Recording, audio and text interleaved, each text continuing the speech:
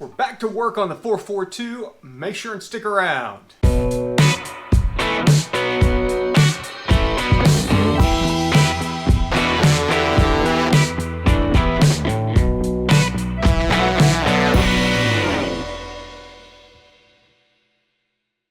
What is going on, everybody? Welcome back to the garage, and it is Kyle, your cybernetically enhanced tuner. Oh, I still have the stitches in the top here. We're getting back to work here on the 442, and essentially what we're wanting to do is get back to the firewall so we can get this thing stripped down. We're going to shave any of these bolt holes on here, clean all this up, smooth it out. But we need to get the suspension out of the way. It'll just help. Suspension brakes, things like that are kind of bouncing off of it, getting me dirty. And on top of it, we're going back on with a QA1 Stage 1 handling, or Stage 2 handling kit. Big shout out to QA1 for signing up as a sponsor of this build. I'm really excited about going through the installation project of getting that suspension set installed on here. But for now, let's go ahead and get all this stuff out of the way, drop it off, clean up what's underneath, and we'll probably pull the Saginaw box also because we want to go ahead and coat the front end of the frame while everything's out of the way. So something to keep in mind here as we're taking this apart. There's nothing to put weight on the suspension up front here, like the motor and the sheet metal and stuff like that. So normally when you could compress this to disassemble this, we're not going to be able to do that here because there's not enough weight. I mean, if we were to jack up this A-arm here, it's just going to lift the car off the jack stands. So it's going to be a little bit violent. We're going to knock loose some of the ball joints in here, get it ready to basically spring loose, and then we'll undo the strut. That'll allow the strut to drop down.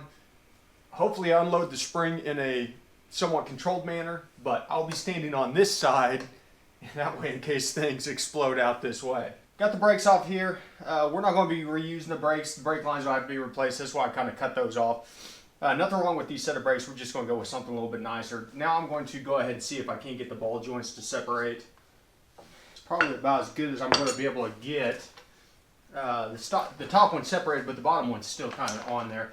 We'll go ahead and start lowering or unhooking the shock, because the shock is holding the spring in there, and so as that shock nut comes off, it should allow that spring to expand out.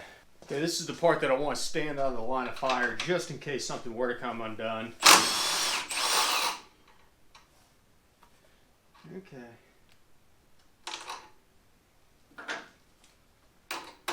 Nothing yet. Well, I thought the thing was separated already, but it doesn't appear to be. So I'm going to use my ball joint separator here. Got a pickle fork also. I mean, this thing's bad.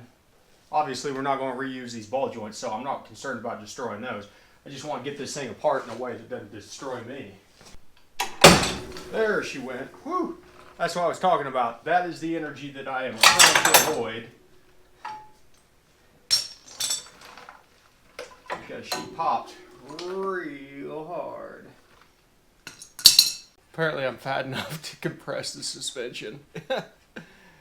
Okay. There goes nothing.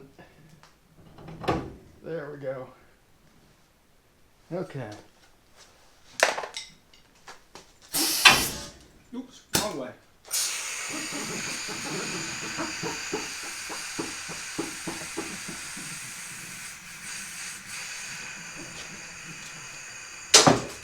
And of course I got the jack stuck underneath it.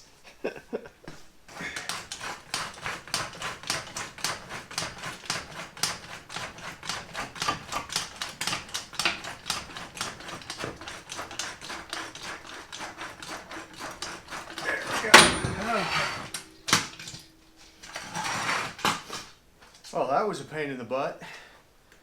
Okay. Now comes the fun part. Let's get the spring out of here.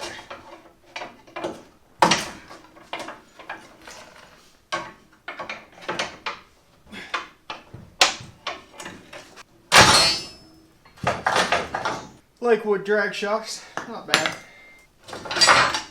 And the spring is out.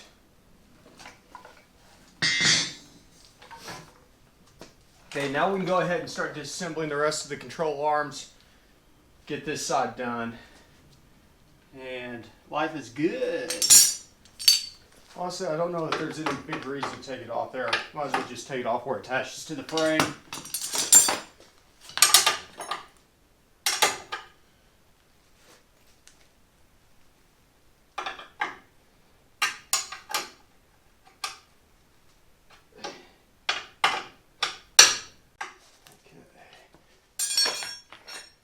Okay, camera overheated as I was taking the upper control arm off.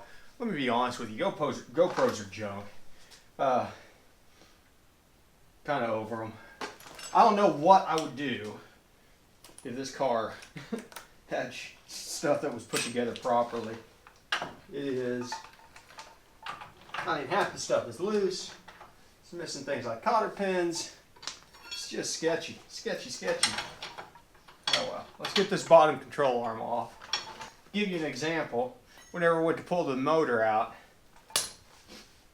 motor mount bolts came right out because they were a whole size too small. As said, there's no cotter pins on any of this stuff. There is here, the stuff that they didn't touch, the previous owner didn't touch, but the stuff that the previous owner did touch has just been put back together in a half-assed manner. I'm kind of glad that I got the car, so A, I could fix it and make sure it's done right, and B, it's not out on the road about to kill somebody because it's going to fall apart.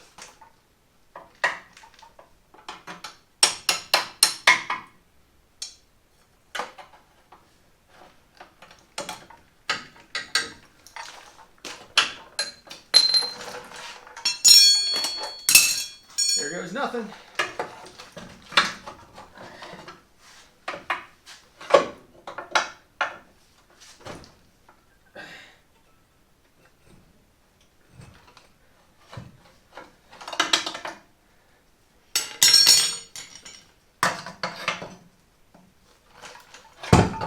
Okay, there we go. Done. Whew. That bump stop's seen better days.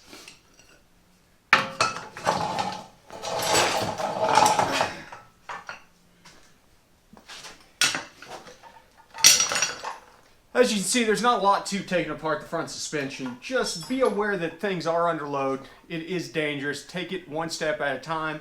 And if you're expecting something to unload, don't move forward until you cause it to unload. You know, that was the big thing of like getting the ball joints popped and stuff like that.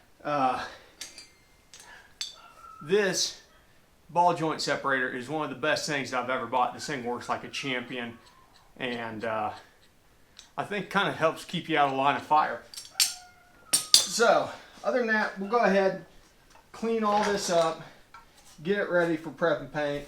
You noticed I didn't save the shims on the top A-arm. This thing's going to have to be realigned anyways, especially since we're going on with such a drastic change on the suspension side. So because of that, there's no reason to save that. We'll just have it, take it down to the shop, have it realigned completely. Even if you're not going back on with something like a QA1 handling setup or drag setup, you're going to want to take this stuff apart so you can replace the bushings and the A-arms. I mean, they're completely shot. This is a job that I need to do on the front end of the Nova itself. I've kind of put it off on the Smoke Monster because I thought that I was eventually going to go over to tubular A-arms on it, but I've not gotten around to doing it. So I either need to break down, buy the tubular A-arms for the Nova, or I need to go ahead and replace the front bushings on that. It is a lot of work for a couple bushings, but it's going to make one of the most dramatic differences in the way that the car handles, the way that the car rides, and the way that the car steers. Whenever you got this much slop in there, you're going to get a lot more bump steer, things like that. So just be aware of it. While we have everything down to the frame like this, we'll go ahead and take a wire brush to clean it up before we put any coating on it. But at the same time, I want to keep an eye out for if there's any kind of cracks or stress on there. Looks like there may have been a stress crack here at some point in time. That A-arm mount's been booger welded back together, so I'll clean it back up and reinforce it properly without booger welds, things like that. Just anything that we can do that's going to help the car out in the long run, we're going to go ahead and knock that out while we have easy access to it. That's the big thing. We've got easy access to everything right now. Let's do what we can while we can so we don't have to come back and do it again, right? Only want to do things once. So that's going to wrap it up for this episode of Goat Rope Garage. I want to thank you guys as always for stopping by. Make sure and like and subscribe. There's plenty more 442 content coming. As I said, we're getting ready to do the patch panels in the corners. Just waiting on a couple more parts, but I've been started cutting those out. And then around the windshield and back glass, found a company that makes drop-in pieces on those. That's going to make our life so much easier for getting those patched up. And then we'll tackle the floor, which is going to be a nightmare because, I don't know, I think I'm just going to end up replacing the majority of the floor, but I'm buying it in separate panels. We'll take it one step at a time. And then maybe we can get past all this tedious stuff and into some of the fun stuff. So thanks for stopping by the garage. Remember, ABT, always be tuning.